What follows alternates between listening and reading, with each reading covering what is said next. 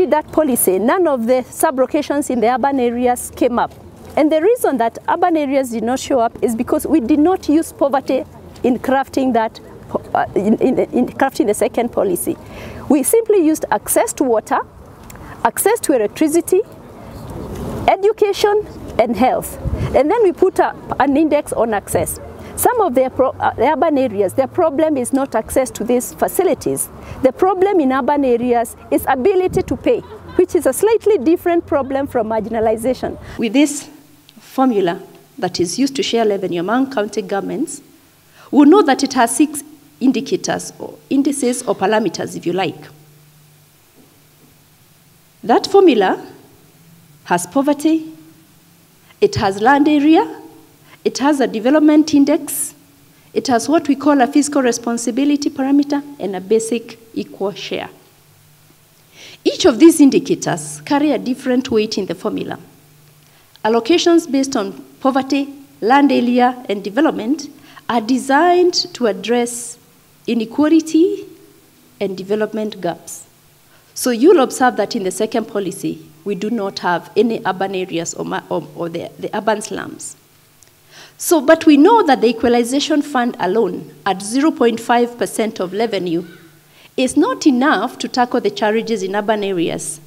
The revenue shared through the poverty parameter is much, much higher than the fund that we share through the equalization fund. Friends, since the onset of devolution, 1.5 trillion shillings has been allocated to county governments from 2013-14 to 2018-19 as equitable share.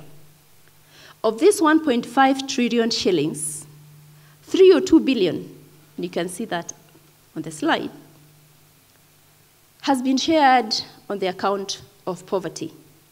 That is the depth of poverty in each county. Land area has been used to share 126 billion, while the development index has been used to share 6 billion. Putting all these together, it means that Kenya's shillings 434 billion has been allocated to tackle poverty and close development gaps among counties. These are the funds that cover or should deal with urban poverty issues. The two formulas have distributed 1.5 trillion across the 47 county governments. As we try to achieve equity, what are our objectives? One is that we want to enhance service delivery. We all know the services assigned to each county. Article 187 requires that if you are given a function, the funds for that function follow. So in us sharing revenue, in us trying to achieve equity, our commission is the Commission for Equitable Revenue Allocation. So equity is at the center of everything we do. The second one is, yes, we need to achieve equity. We need to ensure everybody has adequate or fairly enough resources to provide the functions. And we are doing this within our own understanding that the resources are never enough. So we make do with what we have. We also want to promote balanced economic growth on account of the population. And the population ensures equal per capita allocation. For every person you have in your county, we give you an allocation which is equal for everybody. That the county government have received 700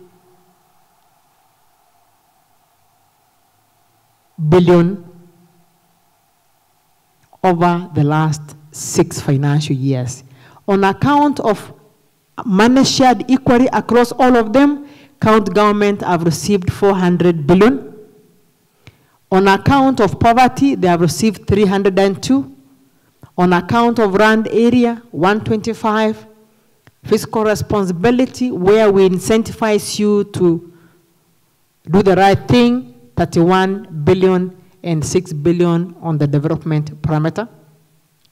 In terms of focusing for the cluster, which is here in the room, though some counties are not highly represented, In terms of the equitable share for these counties, the figures are in billions, but in terms of the formula, Nairobi has 79 billion, Kiambu has 47 billion. Over the last 6 years, Machakos has received 41 billion, and the Kajiado has received 28 billion. In terms of total allocation based on poverty gap, because that is how we try and address equity, out of the 1.5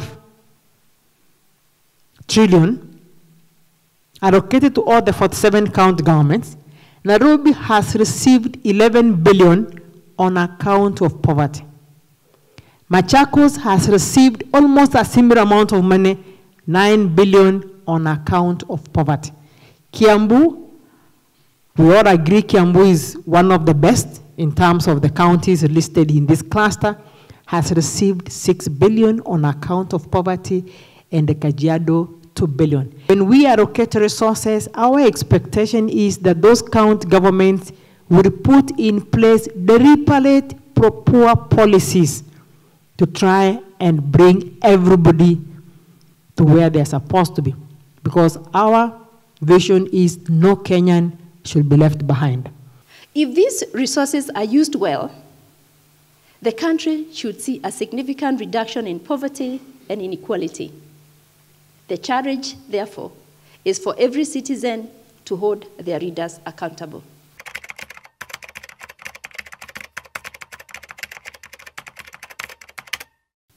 Now, in the city of Nairobi, we have just concluded the implementation of the first generation county integrated development plan, which saw a number of milestones achieved.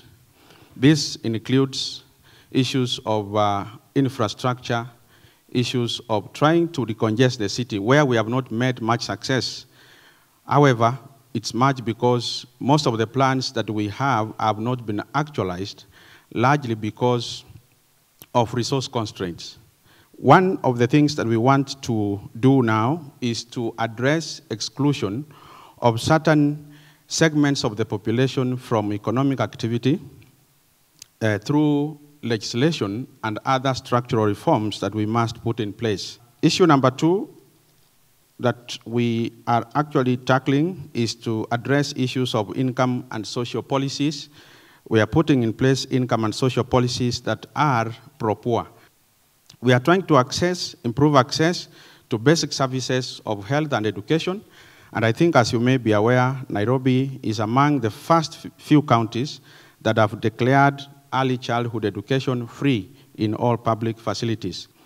Number 3, we are trying to target deliberately investments in areas that have been marginalized so that we can be able to bring down the cost of certain utilities, such as housing.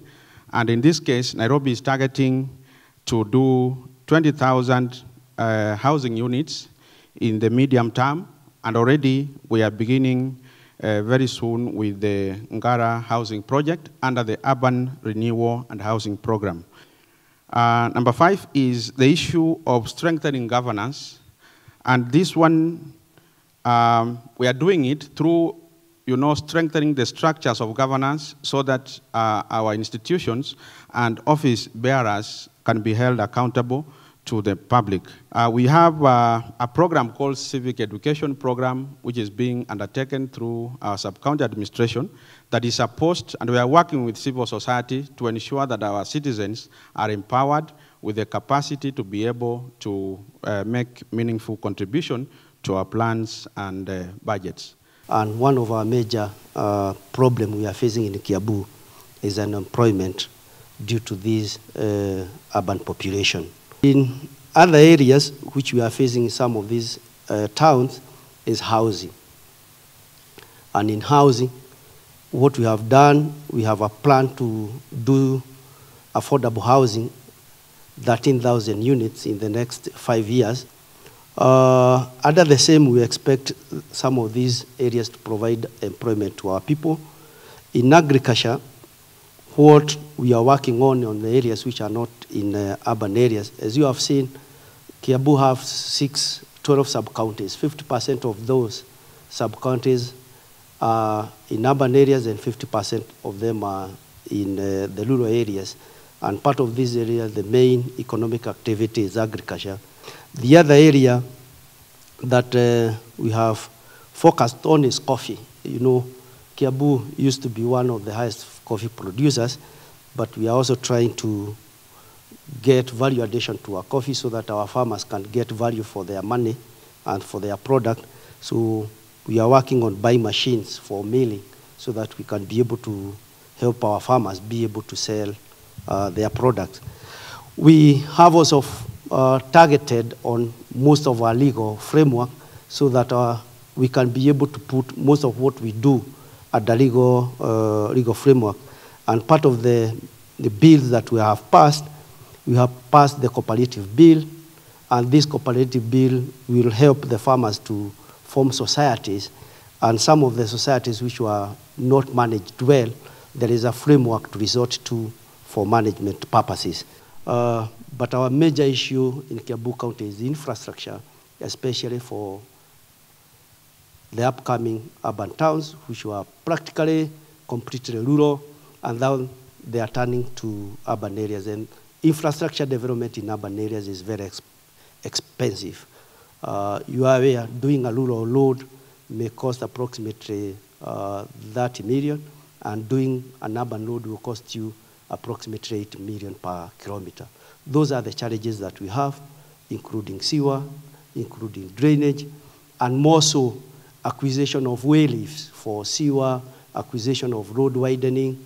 These are very expensive, given that our land has also gotten high level prices within a very short period of time.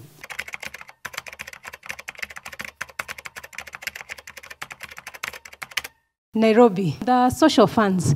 For me, I have been thinking for many years that maybe these funds are not working for us, and if these funds could just be given directly to the institutions that offer these services. If it is education, education is free. If it is the hospitals, and then if I, Juliet, need to go to hospital, I have a card that tells I am under social protection, and I go for the service there, because these funds are given to the people who do not even need them. And the people who need them most are left out. In terms of development allocation, we are not able to absorb. And you can see, if you read the report of the Controller of Budget, Nairobi is not the worst performing. Just 2 months ago, we were ranked the best in terms of development index. We are trying, but we have challenges in terms of sometimes we have a deficit, and that becomes an issue that we are addressing at the moment.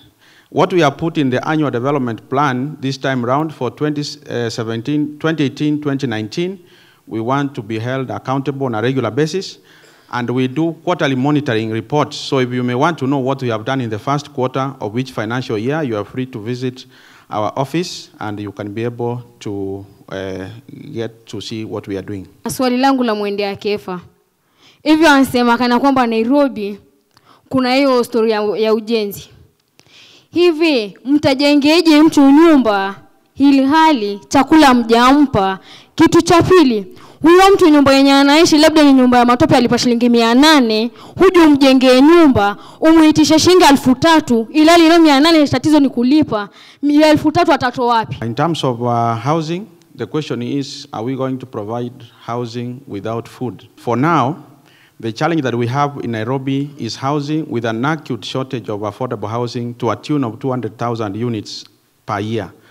And the reason of this is that there is a lot of rural-urban migration.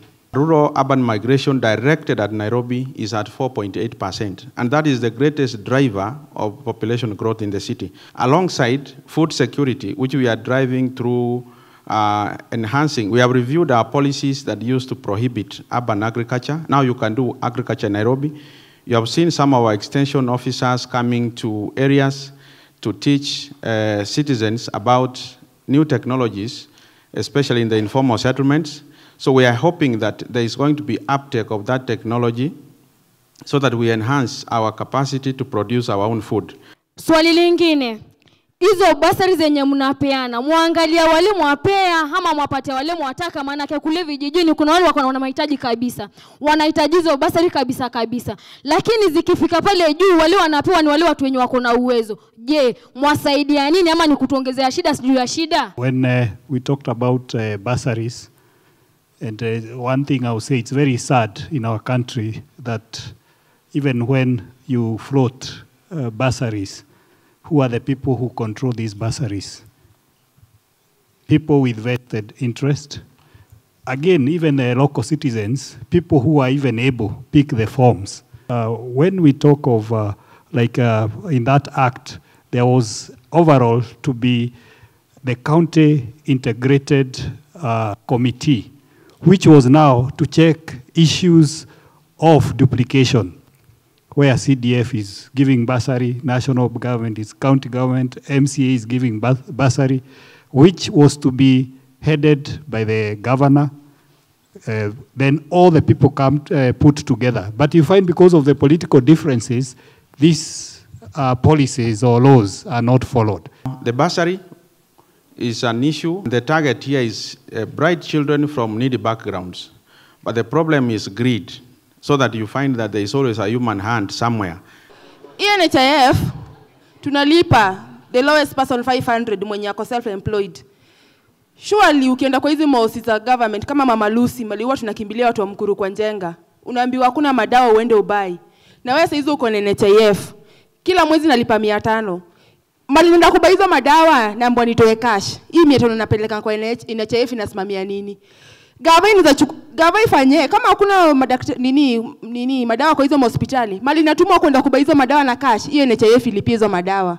That's why unapata ukienda Mkuru kwa Njenga watu wengi hawana NHIF. Iwasaidii. Unaenda kwa hosi hakuna dawa, unaandikiwa ende ubai dawa. Unaenda kubai dawa unatumia cash. End of the month unalipa NHIF for what purpose? The issue of affordability of health services. Indeed, all the public health services offered in our health facilities are affordable. It's only that sometimes the challenge we have had before is that you find that we don't have drugs. So that when you go there as a patient, then you have to go and buy drugs elsewhere. Efforts have been done to repay KEMSA, who are the suppliers of our drugs. Supply has resumed, and we expect that our facilities will be running normally once again. What was our priority from various CIDPs was our health center. So we embarked on an improvement program for all the hospitals. In our budget currently, which is 15 billion, we are spending 4.8 billion on hospitals. 800 millions we are already projects on expanding new blocks for health facilities to increase their bed capacity. The issue of public participation has actually been a thorn issue because when counties are going to meet public, there is no prior information that has reached to actually to real mwananchi to the grassroots. Some maybe the prior information that have been filled in the public is through newspaper. How many people are being reached by newspaper in the rural areas? Let us say even in Nairobi areas, in those slum areas, how many people are actually buying newspaper? Can we use like mass SMS, local radio channels in Kiswahili because Nairobi is a metropolitan? The issue of civic education, we are very keen to partner with the civil society, and we have come up with a public participation policy which enshrines civic education, and a particular sector has been assigned that. Finance and economic planning, we are a major consumer of public participation. On CRA, what incentives do you give to the counties, and is it monetary? We put a fiscal effort in the formula, and this fiscal effort had to do with the amount of on-source revenue increment from one financial year to another. And therefore, when we computed that, we found that there were some counties who had increased their on-source revenue, and there are other counties who had decreased their own source revenue, or some had not, didn't have a significant change. Two, as the public, you need to know this and hold your leaders to account and ask them, why are we not getting anything from on-source revenue allocation as a parameter? Because there are several counties who got nothing from all the amount that was allocated based on that fiscal effort parameter.